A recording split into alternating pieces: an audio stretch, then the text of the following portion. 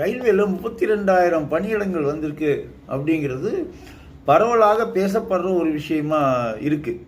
ஆனால் அதே நேரத்தில் அதில் மாற்றுத்திறனாளிகளுக்கு நிறைய வேலைவாய்ப்புகள், சிறப்பு பிரிவினரான முன்னாள் இராணுவத்திற்கு நிறைய வேலைவாய்ப்புகள் வந்திருக்கு. பரவலான செய்தி போய் சேரல. முன்னாள் இராணுவத்தினருக்கு மட்டும் தென்னக ரயில்வேல 540 பணியிடங்கள் இப்போ நிரப்ப போகிறாங்க.